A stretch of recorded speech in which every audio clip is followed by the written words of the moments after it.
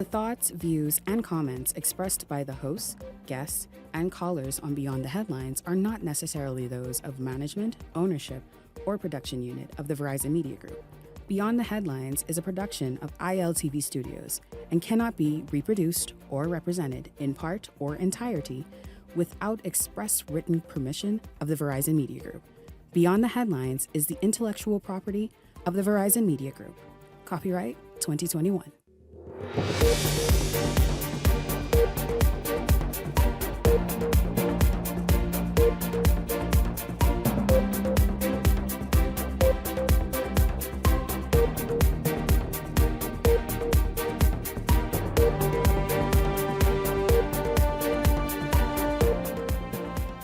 Today's advance poll in the Bahamas making it to the American Entertainment Network TMZ? It did. We talk about it. Today, a test run for the Parliamentary Registration Department as thousands of Bahamians showed up at the polls to vote early. The day was filled with drama and hiccups. And so what must the PRD do ahead of the May 12th national vote for a smoother process is the question. Also tonight, former Prime Minister Perry Christie speaking out. That's right. Christie says Michael Pintard can be Prime Minister. It's all straight ahead for you this evening. This is Beyond the Headlines. Good evening. I'm Shanique Miller. It's great to have you along this evening. Well, tonight, a strong warning from the Parliamentary Registration Department. Anyone tampering with Form L will not be tolerated. It's been a rough and tumble day as thousands turned up to vote in the advanced poll across the country. In an advisory released today, PRD officials say altering, forging, or misusing the document is a direct breach of Parliamentary Elections Act, with offenders facing the full extent of the law. Form L is used to confirm a voter's eligibility for the advance poll. Thank you so much. Long day, man. And is now a heightened sort of aspect and scrutiny, with authorities warning that any interference threatens the integrity of the electoral process. The department is also reassuring the public that all documents are verified and any irregularities will be investigated and prosecuted. Today, many voters were met with long lines and disruptions, tensions and tempers, and with some voters traveling from the Family Islands waited hours for a chance to cast their ballots. We're going to get an update of what's happening at one of the very active centers today, Kendal Isaacs Gymnasium. Linton Ritchie is live there this evening. Linton, kindly give us an idea. I know 3 constituencies voted there. What exactly unfolded today at Kendal Isaacs?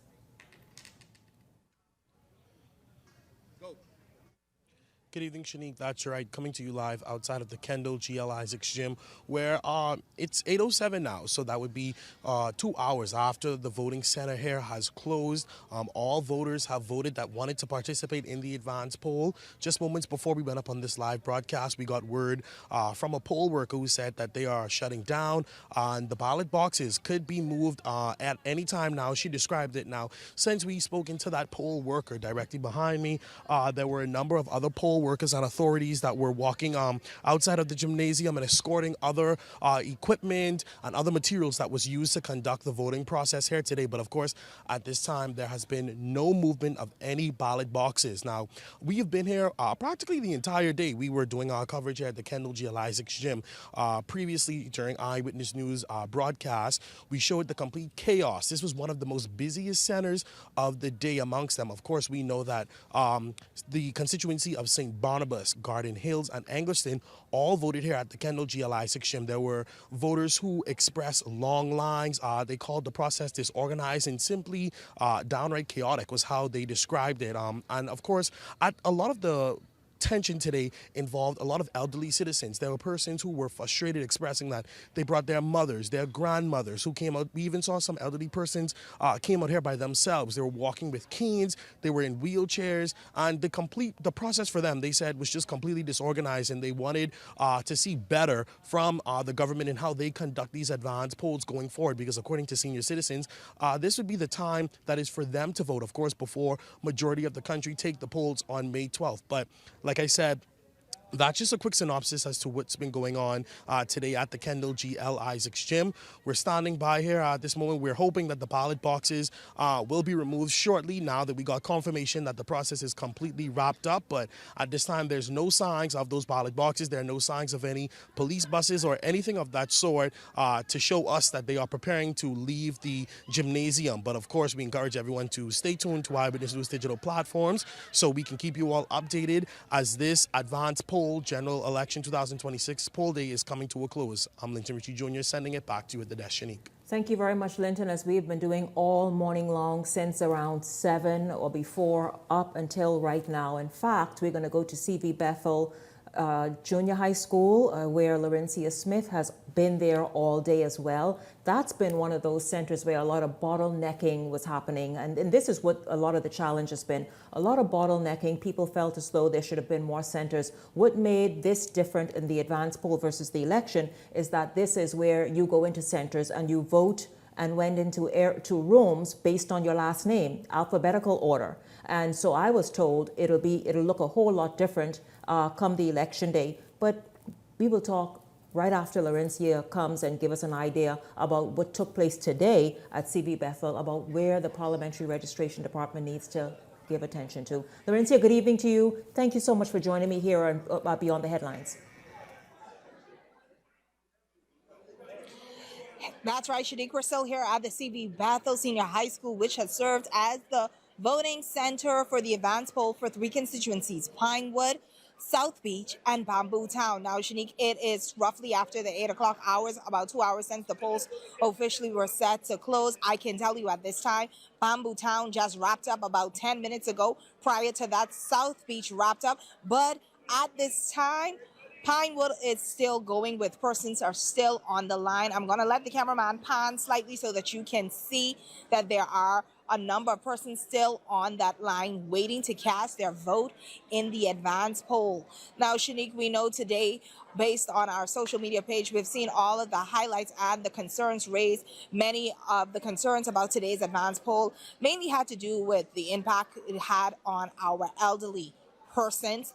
Also, another concern was raised by the Parliamentary Department with a notice warning persons about tampering with the L form. We know that L form is used as a special form for the advanced poll. Earlier, we had a chance to speak with members of the COI. They raised concerns about it, and they said that's a matter that they will continue to watch with the Parliamentary Registration Department. Now, Shanique, I can tell you many of the political parties are still here camping out. We had a chance to speak with the various candidates from all sides, and many of them telling us, Shanique, that they will leave officially when the boxes depart from here in that caravan. And we understand that those ballots will be headed to the commissioner's office, where they will stay for safekeeping until the May 12th general election. It is relatively still quiet here at CV Bethell, but a few minutes earlier, when we arrived earlier in the evening, just before that 6 o'clock hour, it was kind of touch and go. It was a lot of chaos going on. But however, officials here, along with the police force, did their best to keep the calmer's head prevailed. So as I mentioned, Shanique, the polls have been closed here for about 2 hours over at CV Bethell. South Beach and also Bamboo Town is officially closed, and Pinewood, but we can tell you persons are still on the line at Pinewood, and they're waiting to cast their vote in the advanced poll. So live here from the CV Bethell Senior High School, back in studio with you, Shanique. Laurencia Smith, thank you so much. Of course, Laurencia and Linton and all of the news team, we have been out really all day.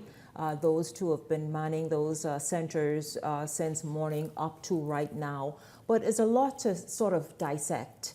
Was the Parliamentary Department unprepared with maybe they needed more officers and more rooms? I know I went to Yamacraw and Elizabeth, and it seemed to be a bit more structured there. Yes, there were some bottlenecks. Yes, they were waiting, but they ushered in first the elderly and those who are disabled in wheelchairs and those needing assistance. They were kind of pushed to the front of the line and allowed in.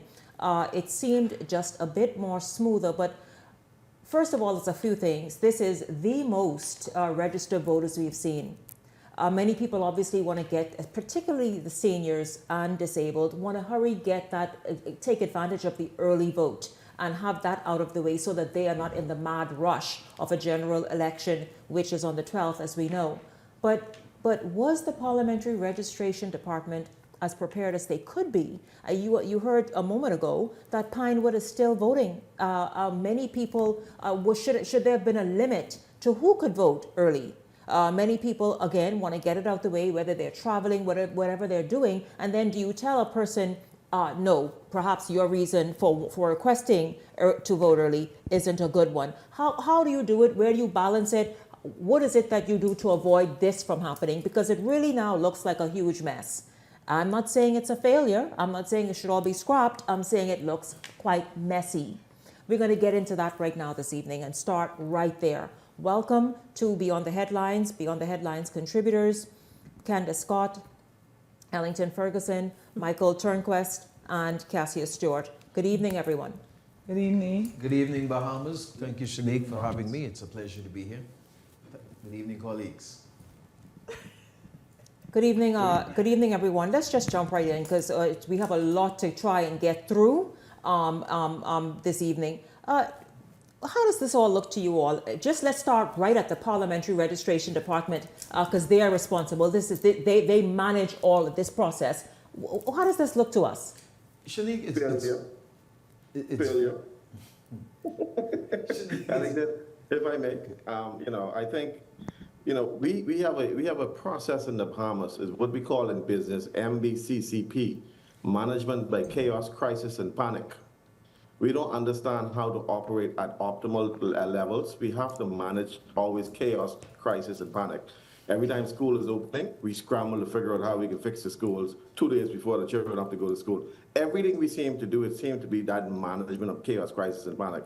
We need to figure out how do we now, all of the people who are in managerial levels or ministerial levels, we have to train them in operational management.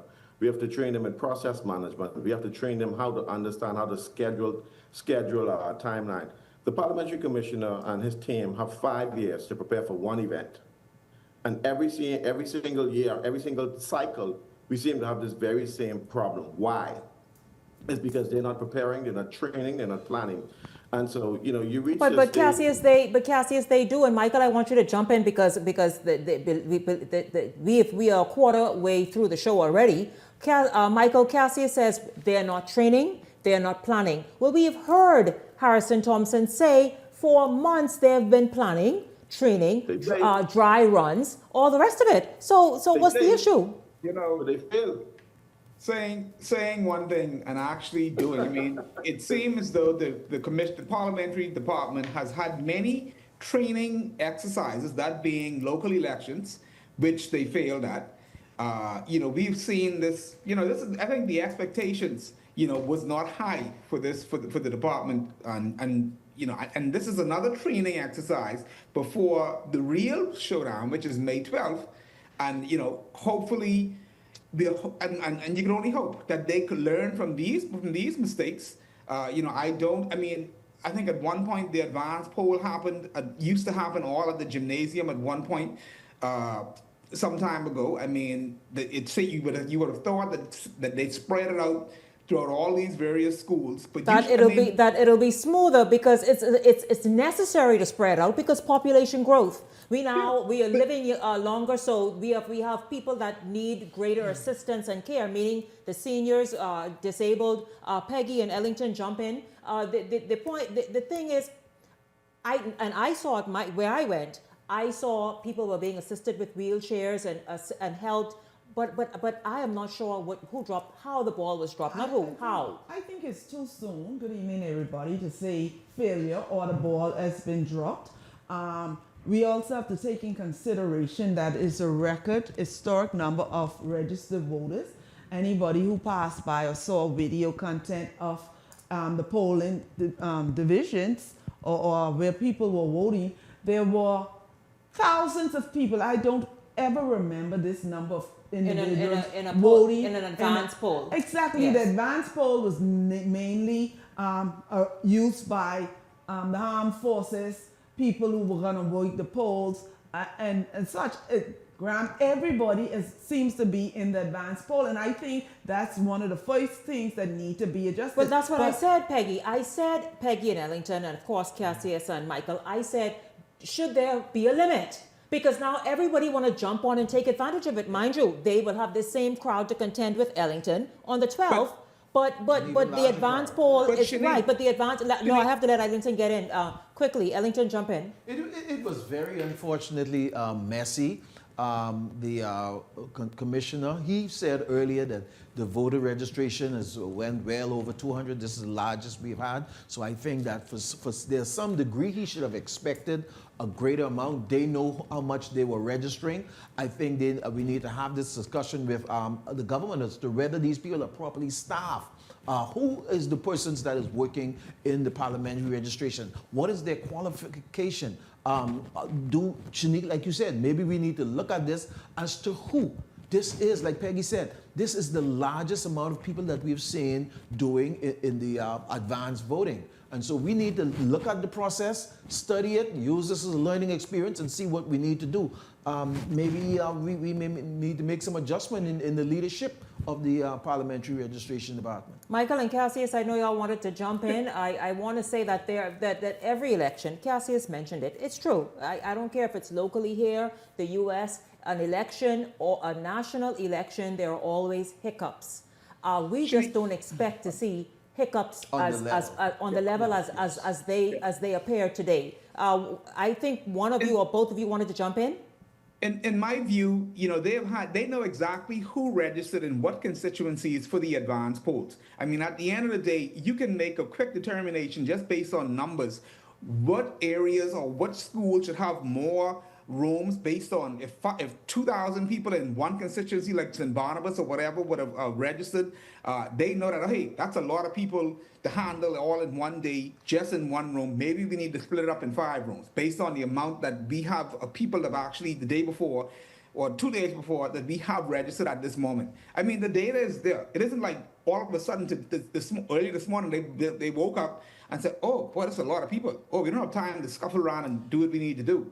I mean, and this is what I don't get. Did anyone actually go do their homework and go through the numbers and for the advanced poll and say, oh, we have 1,000 here in Fox Hill, oh, we have 3,000 in St. Barnabas, 4,000 in St. James, all of going to the advanced poll, we need to make some quick adjustments here. And this goes back to Cassie's point, managing operational time. I mean, just schedules. It's just like managing any project. You have to go through it. You have to go through your timelines. You have to go to what your processes are, and you have to be, hey, okay, we have to make some adjustments here. Will it be right on, pivoting right at that point, or doing it ahead of time? They had more than ample time based on pre-advanced registered vote. 5 years. But what I think though is that in our country we hate for somebody to correct us. The only way to improve is to get corrections and to find out where your weak spots are, your soft spots are, and say, listen, this is where we need to adjust, this is where we need to pivot, this is where we need to strengthen. And so what we need now moving from May 12 is that we need there to be a quick adjustment so that we don't have these hiccups in the general election. Because what I find in our country is that because we criticize and be saying that this needs to be done, this is the problem, people take offense to that. Don't take offense to rebuke. Use rebuke as a way to strengthen yourself and to improve the processes. We need to be able, every Bahamian wants to vote and they want to be able to vote smoothly. And so let's make sure that the election on May 12th runs smoothly. Yes, thank you all. Peggy, jump in right quick. I just want to say we also must acknowledge the apparent intentional disruption and aggravation that the parliamentary secretary, commissioner and his team received from the opposition. I mean, every day you on the porch having a comment. Allow these people to do their work. Allow these people. So you think that they were squeezed and sort of almost triggered into not performing? I would have chased them so quick. Let me do my work because they're setting the stage now for cut-offs. They don't want to say they setting the stage. So this big failure would all this big trouble. It coming. But Peggy, we are just getting started. That's all I'm saying. We have so much more to get to when it comes to today's advanced poll. Beyond the Headlines is back right after this. Don't go anywhere.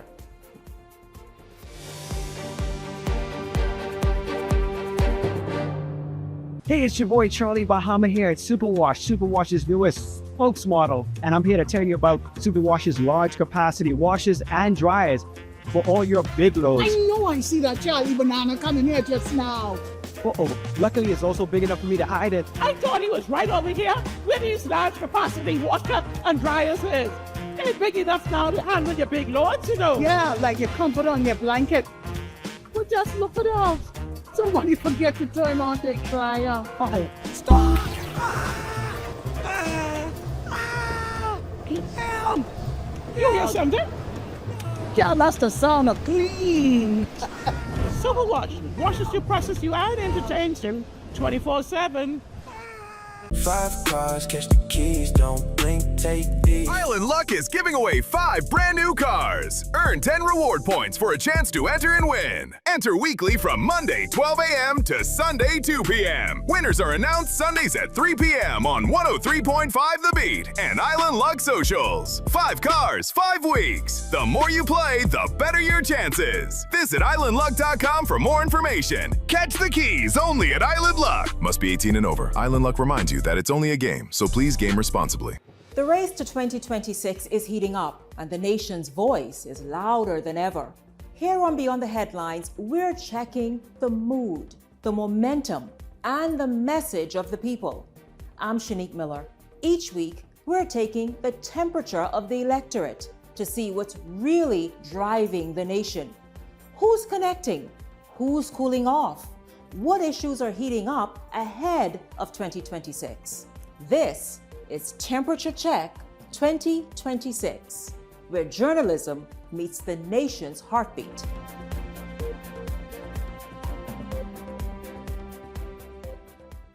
Welcome to Paradise Premium Foods, where exceptional taste meets everyday convenience. Right in the heart of Hurricane Hole Plaza, whether you're planning a beachside brunch, an intimate dinner, or simply restocking your favorites, we offer only the finest selection of local and imported goods, handpicked for quality, freshness, and flavor. At Paradise Premium Foods, shopping is effortless, service is personal, and every visit feels like a treat. From gourmet meals to go to organic essentials and indulgent treats, this is your neighborhood market elevated. Live well, eat better. Discover Paradise Premium Foods, now open at Hurricane Hole Plaza, Paradise Island. Paradise Premium Foods, taste the difference.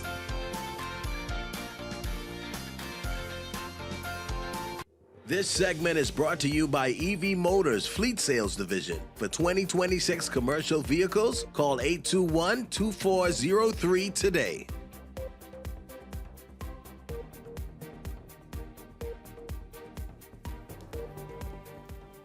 Welcome back to Beyond the Headlines. A special look at today's advanced poll. A Nassau Village residents' ballot will not be counted in the 2026 general election and has to go to the election court already. You all heard this? After it was challenged. Incumbent Progressive Liberal Party candidate for Nassau Village, Jamal Strawn, expressed his grievance with the issue after the voter in question was given a yellow ballot to vote. Now at the polls, voters vote on a white ballot. If you receive a yellow ballot, it means that you are still given the democratic right to cast a vote, but your vote is being contested on the grounds of uncertainty or to the validity of your documentation or possibly claimed place of residence. Now, Strawn said that his party's attorneys advised the presiding officer against such actions, but the presiding officer insisted on moving forward with his position. It was a grave concern, simply because one of the voters were told that on a challenge ballot, you vote yellow ballot, right? On a challenge voter, you vote a yellow ballot. Now, if that person swears an oath, then they should be allowed to vote on the white ballot. That particular provision was not followed today, despite advice from legal attorney, and now we have a disenfranchised voter. So the Parliamentary Registration Department is aware. I am gravely concerned about that particular aspect of it, and I hope that we can find some remedy or some resolution. Well, gentlemen, and Peggy, your thoughts on, you heard Strawn say, Ellington, you talked during that soundbite, you talked about the fact that, listen, no, the law does say if you take an oath and you emphatically state that, listen, such and such is your address, then you're the one who's screwed because you lied. But after you would have done that, then you are permitted to vote. Yeah, absolutely, Shanique. If you were challenged, you can take the vote. You can refuse to vote on a yellow ballot, option to take the oath, and the presiding officer will inform you. This oath that you're taking, if it's found out that you don't live where you live, you can end up in jail. And you would proceed that I want to take the oath that where I'm stating that I'm living, I am living. And you can vote on the white ballot instead of voting on the yellow ballot. So this should not have to go through court like that. Right. Listen now, let's move forward very quickly. Of course, we all know what took place today. We see the centers right in at CV Bethell, for example, where it's still going on, where voting is still going on. The Pinewood constituency residents, they are still voting in the early vote that took place today. Polls open today at 8 o'clock. 8 o'clock. As you see, quite a number of them, well, that one actually is still ongoing because of all of the, number one, the rush to vote. So many people, it appears as though they were caught off guard with the number of people showing up to vote. Just a lot of bottlenecking, the disabled, the elderly, a lot of people. I know there was a little row too about people having access to water and whatnot. Listen, it was hot in many areas. They needed to be hydrated, and so a lot just had to be done. You know, Shanique, I've heard of a story where one party was assisting people on the line because of the heat. Somebody had fainted and giving them water. And the other party say, no, you ain't supposed to give them water because you're wearing your party colors. I mean, the insanity that is going on. But I want to share this quote that I got. Or for Facebook today, somebody is sharing it. It is Politrix, page 84, and it says, complain every time you see a reporter or microphone, and we're seeing that. This book that was written to just create chaos, and that's why the word chaos is being, and crisis is being thrown, because they have the instructions how to create chaos. Every time you see a reporter or a microphone, I mean, the ducks Peggy, even was complaining today, Peggy, mad and angry. Would you deduce today and even this evening's late vote that's happening at Pinewood in CV Bethell, you put that to a page out of a book? No, I said the old setup. I mean, people came from work, they probably just reached, and the lines was long, and so what you do, turn them away? That would be more chaotic if you turn them. As long as you're on the line before 6 o'clock, you are allowed to vote. I put this all on the fact that this is a record number. The difference between the armed forces and poll workers and people who are traveling to including so many individuals, they probably have to go back to the original guidelines. But the level of complaints that I'm hearing, the word failure, polls just closed and you're already determined that it was a failure, chaos, crisis, it's in the politic. Create chaos. But results can be the same. So listen, let's go to the story from Jose Etienne. It talks about how frustrations boiled over at several areas. We know it, we see it, we've seen it play out online all day, but we also want to get to it so we can give some opinions and thoughts and perspectives. Voting sites here in New Providence, those vying for office are speaking candidly, insisting that a number of key issues cannot persist come May 12th. Here's Jose Etienne. Chaos, chaos, chaos. One word used to describe the poll pandemonium at CV Bethell Senior High School, the voting center for Pinewood, Bambootown, and South Beach constituencies. With just one entrance and exit, senior citizens and the disabled were forced to wait in the near 90-degree sun as lines grew longer than what was expected with little to no movement. All of these elderly people in the wheelchair being out here from 8 o'clock, and it's nowhere for them to get through.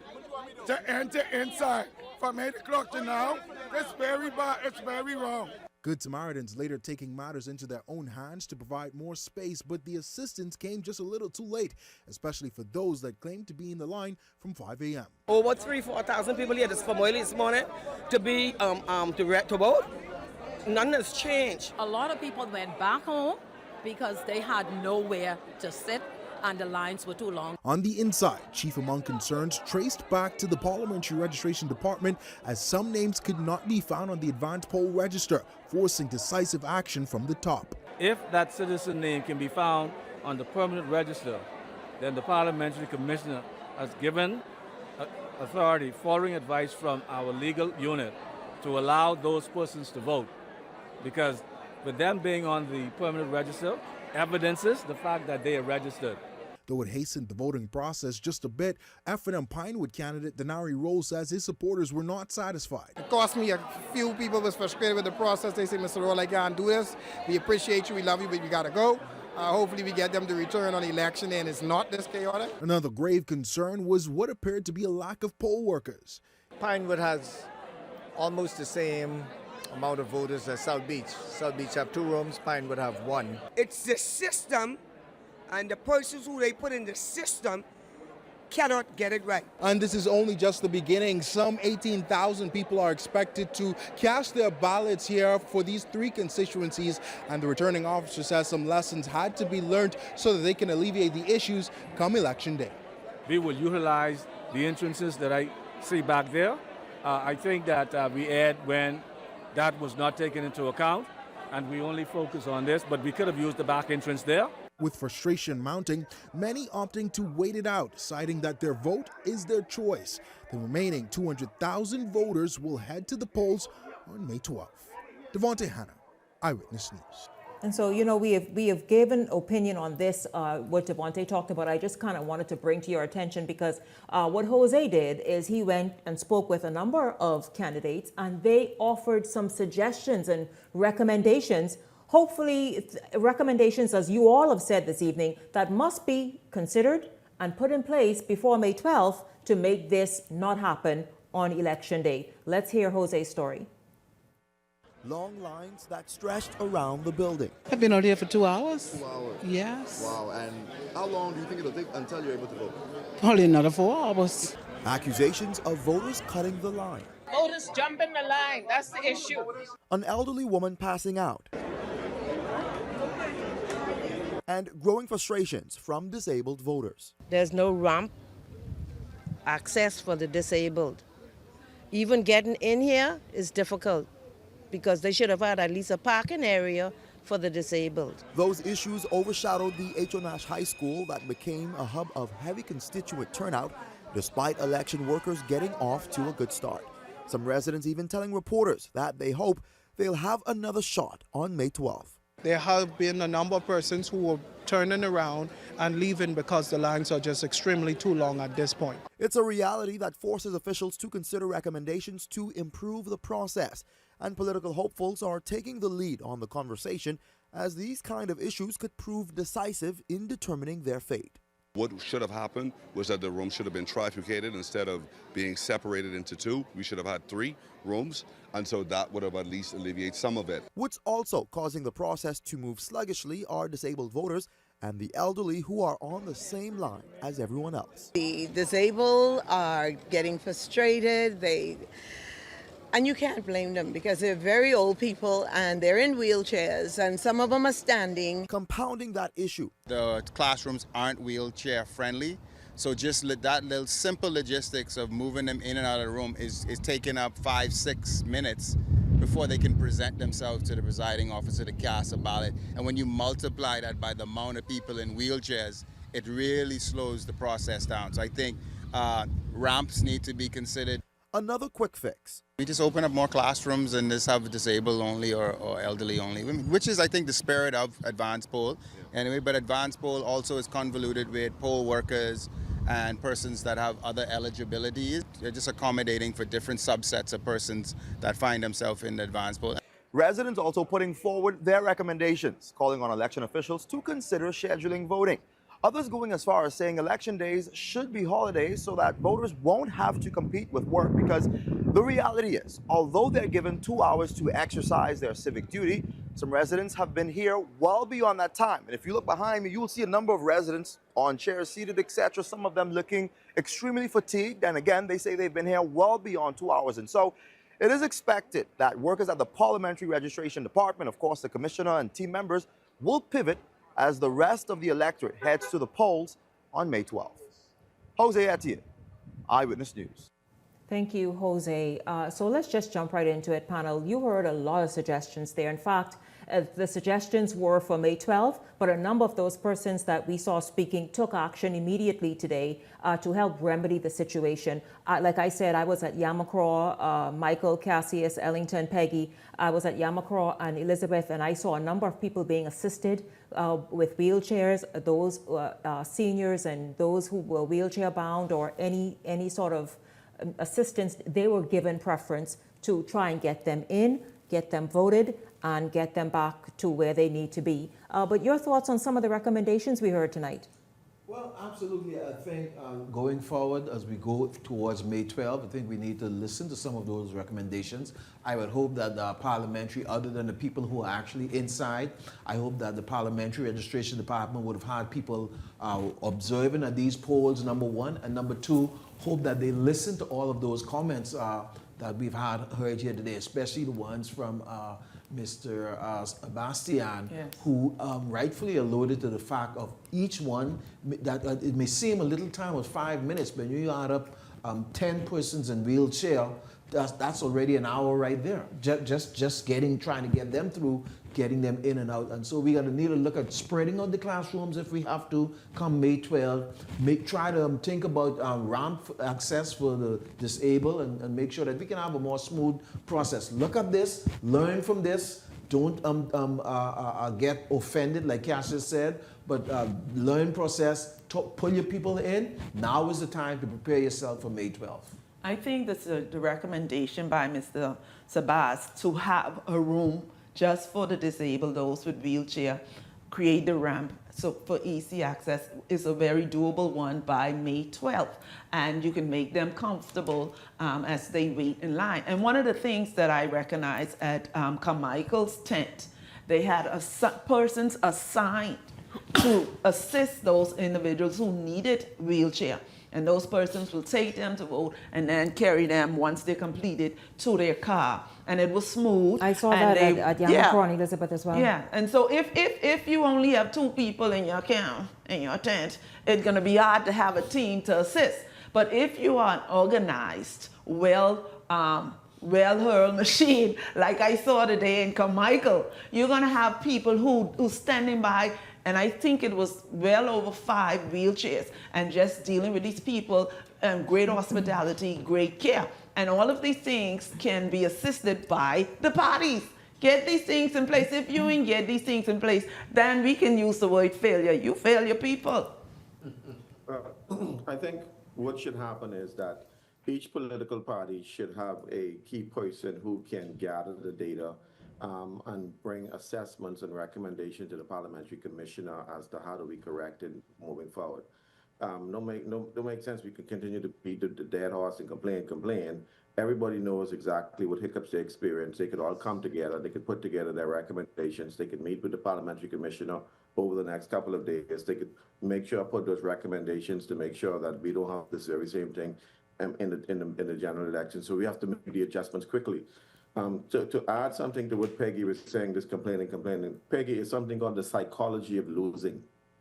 Who wrote the book? Who wrote that book? If you're playing basketball, you remember when you're losing marbles, what you do is you try to break up the ring and you try to teeth the marble and cause fight because you know you're losing. It's called the psychology of losing. You see it in basketball. Politics, aka politics.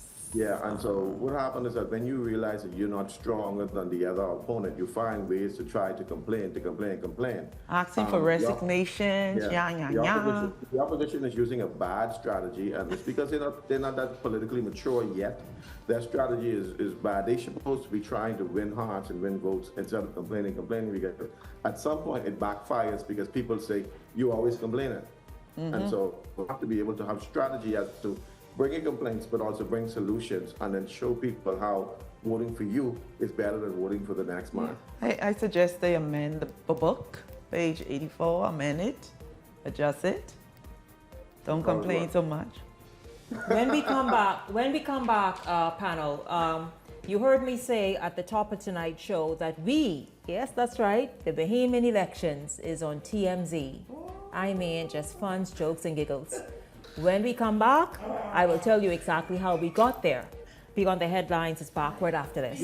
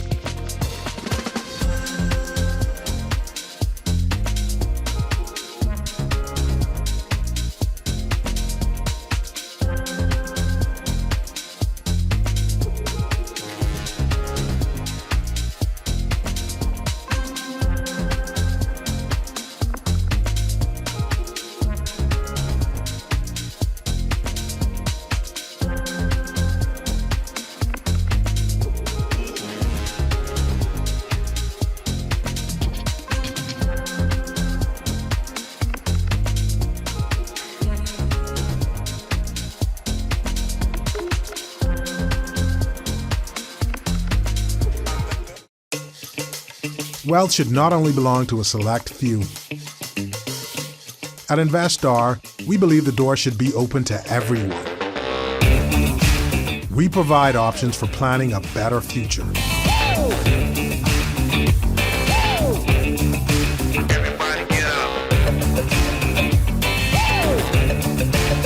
Our investment funds are designed to assist you in reaching your long-term financial goals.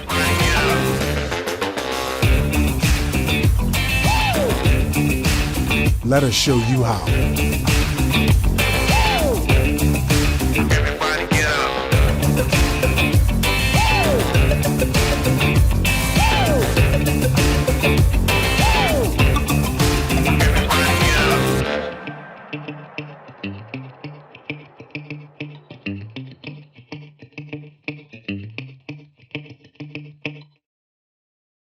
So you want a space. But not just any space. You need something with a little more potential. So how about 1,000 square feet of room to play with? Superb audio and video production capability, digital LED wall, full lighting grid, and about 124 seats to accommodate a full studio audience with so many other features. Make us your home for your next concert, conference, and so much more. Honestly, the possibilities are endless. Here at ILTV Studios, we'd love to bring your next event to life. So what do you say? Do you want our space?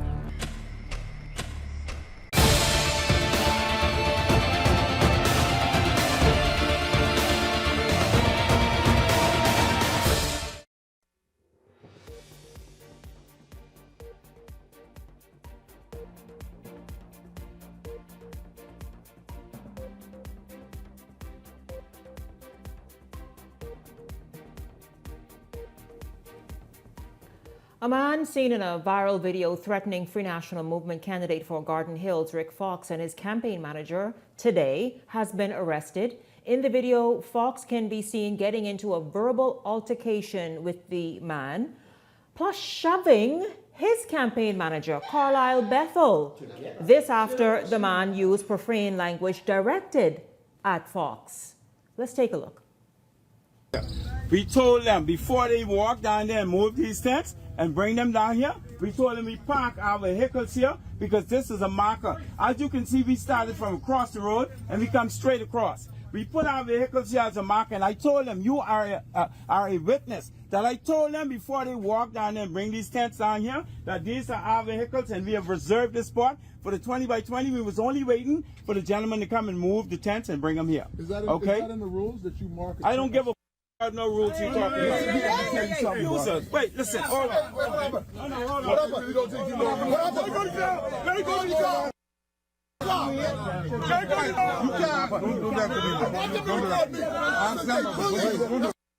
Hold on. Don't do that. Fuck them. You crazy? You get crazy? But you don't freak out yourself, yeah? You don't freak out. Hold on. You don't freak out yourself. This. You ready? Right here for y'all. All day long. Right here. You don't freak out yourself. You don't freak out yourself. Police. That's right. I care who you are. Police. You a part of it. Police.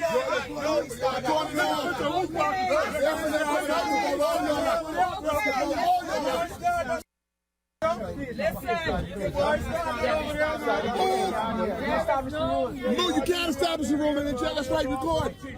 I want the Bahamian people to know. Record. They gotta help mental capacity Well, I with wanna these know is candidates. this. This is the antics that I've seen coming from Rick Fox is a lot. He shoved Carlisle Bethell, who appears to be his team worker, working with him, and when I read just now that someone was arrested, I'm wondering where was he? I didn't know cursing was an arrestable offense, but the man, whoever that was, did not curse Rick. He used profanity and as many Bahamians do to express themselves. This bullying that he's been driving home nationally, been bullying. and wait, people, wait. Let me just say thanks very much. How he has been handling himself on social media and everywhere else, and speaking and representing the Bahamas, that is cause for concern. We have managed to scrape ourselves up by God's grace since the pandemic to get back where we are, and he has been one thing after the next, going on social media, just staining the reputation of the Bahamas to the point that we're on TMZ. That's right. That situation is there on TMZ. I don't know if you all have it, Justin, Eric, D'Angelo. Right there, look, y'all, look. Rick Fox physical altercation at campaign event. My life, what the hell? My life was threatened. So it sounded like he gave an interview. This here, this got to be looked at before May 12th. You all talk about the things for May 12th, add this to the list. I blame this Michael. This has to be looked at before May 12th. Your life was threatened by whom?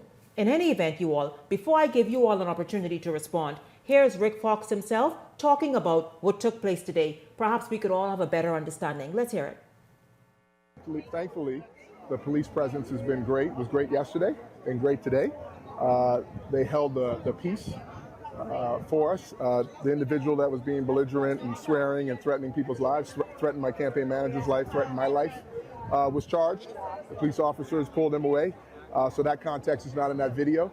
But I will tell you, some people are used to this time of year being bullies. And we're not standing for that. We're not standing for that. And if you're going to swear and threaten people's lives and say you're going to your car to get something, then I'm going to react. I'm going to defend my team. I'm going to defend myself. And I'm going to defend anybody that is in the area, quite frankly, because that was a dangerous situation. The police got on the scene and they handled that, and that gentleman has been charged. Here's what it is. Peggy, Ellington, Michael, Cassius. This is no laughing matter. You understand, because everything was being taped. Carlisle had a phone in his hand taping or streaming live, and whomever else it was on the other end. Where it is that person threatened Rick Fox's safety, life, whatever it was, because they are nothing to take lightly, or the way Rick Fox responded. That's also nothing to take lightly. I want you all, please, to step in and talk about the narrative, the words this man has been saying and his posts and things he's been doing since he entered this here nation to come and vote for the first time, and also at the same time as a candidate. Rick Fox keep using the word bullying, and it's like the bully saying bullying.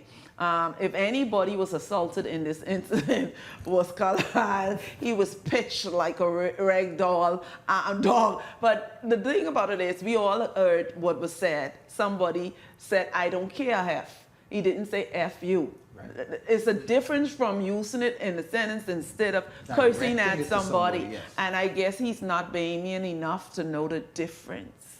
It is a very unfortunate situation, Shanique. I mean, when you look at somebody who is seeking to represent the country in one of the highest office in the land as a member of parliament. He's been very angry. He has used the word bullying. He has been using the word bullying, and I'm wondering where the bullying is. Who is bullying? I think to start off, Rick Fox need anger management, behavioral classes, to look at whatever was being said. I heard the argument back and forth about the positioning of the other persons, and we have good witness there. Somebody from the other side was filming, which is what we have here. We want to see the film that Carlisle was filming with the other sides, because we heard most of the words that went back and forth. And the real aggressor in all of this was Rick Fox. I saw nobody dash at anybody other than Rick Fox. And not only Carlisle, he even shoved a lady aside who tried to restrain him. If you look closely at the video, he shoved her aside. And so that level of anger has no place. Rick Fox, really, as the candidate, as the prospective member of candidate, should have been the one, like Carlisle and the other lady was trying to do, should have been Rick Fox trying to de-escalate the situation. Rather, he was the real main issue of the one. He is the example. I mean, the Bahamas has never been, Michael and Cassius, nowhere near TMZ or any other Z to do with our elections. But if you read, I read some of the comments, and one of the commenters said, remember, he's an actor. Which comments? On where? On TMC. I went and I read the comments. It was not very flattering or supportive. So these are Americans who were responding? And they say, remember, this guy is an actor. And they're laughing at him. There's an actor and there's an actor. Go ahead, Michael. Shanique, it's unfortunate to see, these type of things take place at elections where, the only people that are affected by things like this are the voters. The voters are turned off, especially when things like this hit the news, because at the end of the day, when election day come, people are going to say, I'm not going in that chaos, I'm not want to be around, people just do not want to be around violence or anything that they think that might endanger their lives. And that being, when you have a candidate or party supporters being out there, being belligerent, they want to go to blows, people then start to stay home. And at the end of the day, it affects the voters. Well, only one person was the aggressing forward, looking like he wanted to fight. Incredible hug. Yeah. And what is that hug? What the hell? That is a combative posture to take when you say that you are the incredible hug. About what? But these are also things that we need to look at, because we go through election after election with tents, placement of tents. People are out, supporters are out from 3, 4 o'clock in the morning. Maybe this is another recommendation where... No, Michael, no. Michael, let me tell you something. Michael, the same way I love the royal family in London, let what is authentic, and Cassius, I need you to jump in because we're going to wrap up shortly. Let what has been behaved. See, there are things you improve, change, enhance, add to, take away from. The way that you want to maintain the royal family where they are and all that stuff, for those of us who are royalists and love that, and it's one of the appeals of that makes Great Britain what it is. You know what? If tents around polling divisions and stations and voting centers are something that's uniquely Bahamian, let that remain. This man will not come here and act like an animal that the Incredible Hulk presented himself as and cause something like that to change. I am not saying to remove it. I've been a part of an election where 3 o'clock in the morning at an advanced poll, or an election day where people are trying to strategically place tents. Yes, that's a part of it, yes. All I'm saying is that maybe it comes to a point going forward in our elections that we let either the presiding officer say, mark FNN PLP where they're side by side in the front of the these are not children, Michael. The rules have been established and don't need to be spoken. Go ahead, Cassius, jump in. The rules, Michael, I have to wrap up. The rules don't need to, we ain't that dumb. Okay? This man, remember, he went and put his tents around another candidate's tents. My thing is, it is nothing combative about that. If the person get their spot, that is a preferred spot, before you, well, you then look for the next best spot. Let us not go and try give the presiding officer who could barely able to get people voted enough to now come outside and determine where tents can be. I am not supporting this. All I'm saying, this is a practice that continue where tensions come to light. This one just happened. I see it happen nowhere else. I see it.